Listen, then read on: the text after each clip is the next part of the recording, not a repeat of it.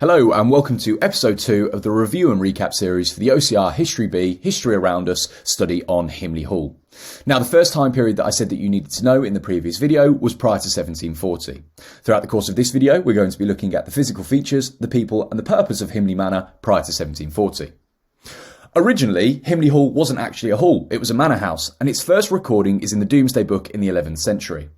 From the 11th to the 18th century, we know very little about Himley Manor, and that's because there's very little information kept on how the building and the site actually changed. In terms of the physical features, what we do know is that actually Himley Manor was one of several manor houses in the area of Dudley. Collectively, these manor houses were known as castelry. We also know that Himley Manor stood next to a medieval church and village in the Himley area. The manor house itself was in a very central position in the Dudley area, with coal mines and steelworks surrounding it. We know that the manor house was surrounded by a moat. We know that to get across the moat there was a drawbridge for entry. And we know that on top of the manor house there was a turret which aided for defence.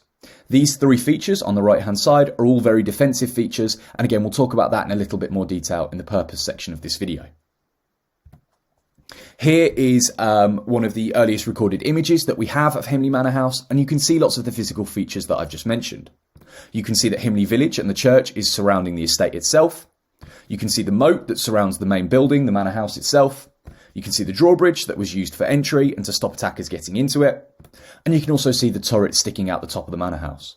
Now, this is not a turret that we might think of today when we talk about things like machine gun turrets. It's not that. Don't forget, this is prior to 1740. Turrets at this time offered a great vantage point so that they could scope out the local area and so that they could use them in times of attack.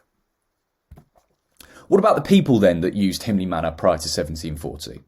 Well, for over 4 centuries, it served as the home of the lords and the earls of Dudley, their knights and their families.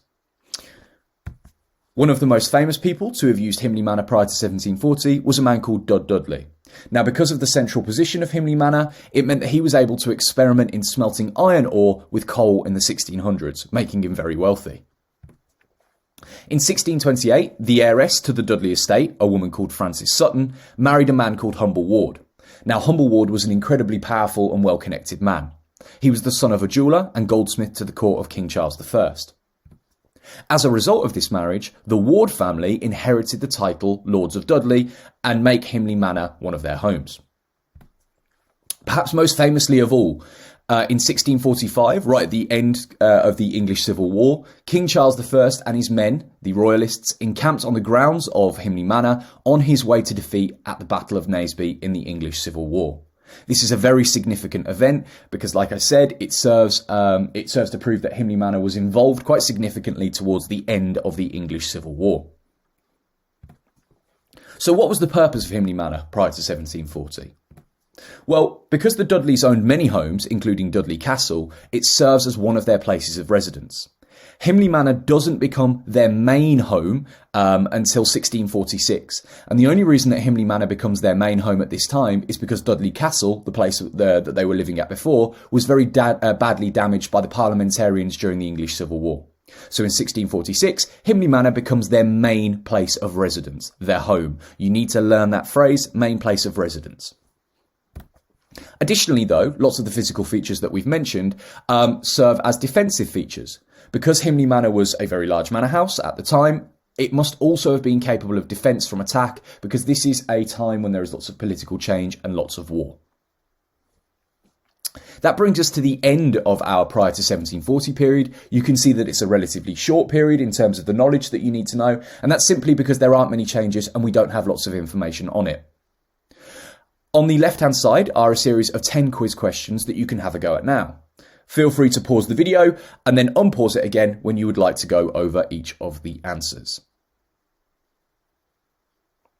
Okay, hopefully you've had a chance to have a go at those 10 quiz questions. I'll really quickly go through each of the answers now. What is your chosen site?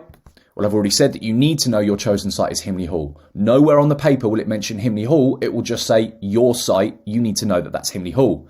Notice how I have capitalised both of those letters. Spelling and grammar matters. The original site was not actually a hall. It was a manor house. Himley Manor stood next to a medieval church and village known as Himley. The body of water surrounding it was a moat. And the other defensive features were the drawbridge and the turret. Dudley was the man who carried out the 17th century experiments with iron and coal. Frances Sutton was the woman that Humble Ward married. King Charles I used the site for his troops to encamp on the grounds on his way to defeat the Battle of Naseby. However, the main purpose of Himley Manor at this time is a place of residence for the Ward family. It's a home. And finally, when did the Lords of Dudley make it their main home? Well, that's after Dudley Castle in 1646 is very badly damaged by the parliamentarians during the English Civil War. I strongly suggest that if you got any of those questions right, you repeat the quiz questions until you feel confident answering all 10 of those. Thank you for watching the second episode of the History Around Us review and recap series. In the next video, we're going to look at the next time period, which is 1740 to 1850.